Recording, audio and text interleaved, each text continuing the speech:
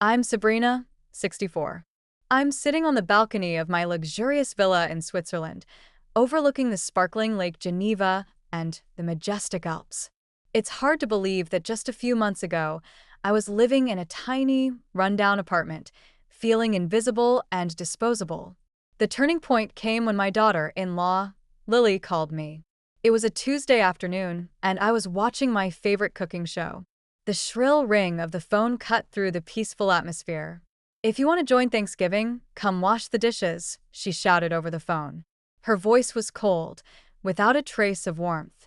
I simply replied, "Enjoy." After that call, I couldn't help but think about how my life had changed over the years. When my son, Ethan, was young, after his father passed away from cancer, we were inseparable. We were a team, cooking simple meals together and sharing our dreams and fears. But then Lily entered our lives. She was 28, 6 years younger than Ethan, with a haughty air and designer clothes that cost more than my monthly income. The first time she came to my small apartment, she looked around with a wrinkled nose and said, "It's so rustic." Ethan laughed, thinking it was a compliment, but I knew better. Slowly, Ethan started to distance himself from me. He declined my dinner invitations because Lily preferred fancy restaurants. He stopped calling as often because Lily thought he was too dependent on me. When they got engaged, I wasn't involved in the wedding planning. Lily's mother took over everything, saying it would be less complicated that way. I should have stood up for myself then, but I didn't want to be the difficult mother-in-law. So, I stepped back, hoping that my compliance would earn me some love and respect. But it never did. After they got married, I became an obligation, the one they invited to holidays out of duty. On that fateful day, after Lily's call, I made a decision. I called Ethan and told him I wouldn't be coming to Thanksgiving. He was shocked and tried to convince me, but I held my ground. I said I had other plans, though I didn't know what they were at that moment.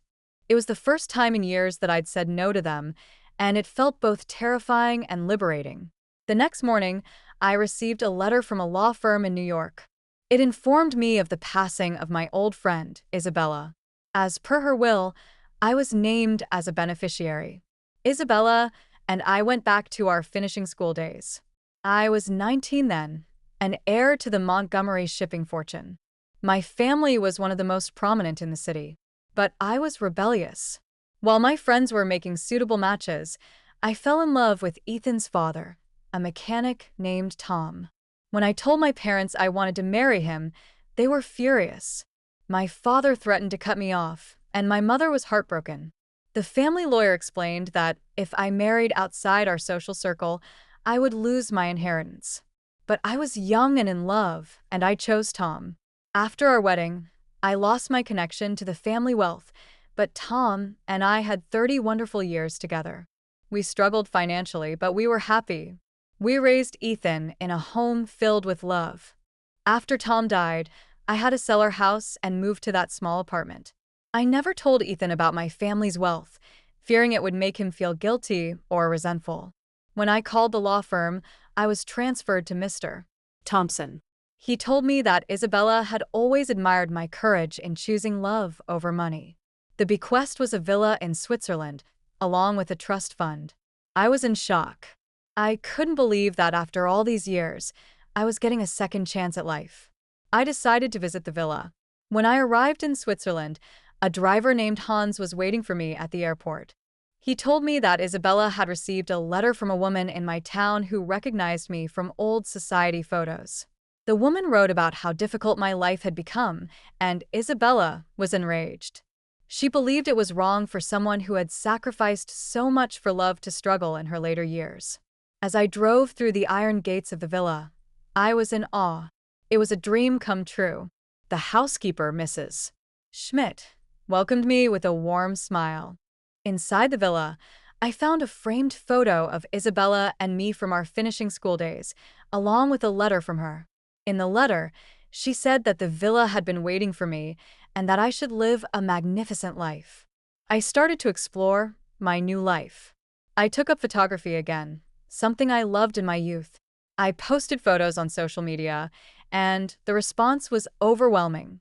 Some friends were genuinely happy for me, but others were suspicious and resentful. Ethan and Lily were especially confused. They saw my posts and couldn't understand where I was getting the money. Ethan called me, accusing me of being scammed. I was furious.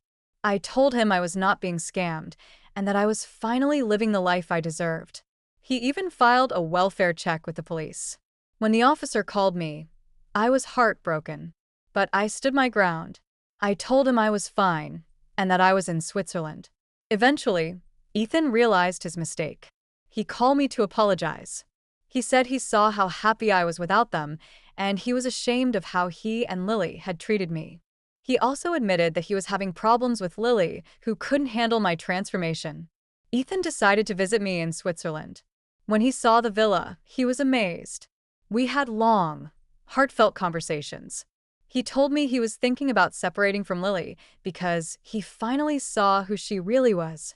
I told him that life was too short to be with someone who made him smaller. Now, as I sit here on the balcony, I feel a sense of peace and freedom. I've reclaimed my life, and I'm no longer the woman who made herself small to please others. I'm Sabrina Montgomery again, the woman who has the courage to choose her own path. And I'm looking forward to the many adventures that lie ahead.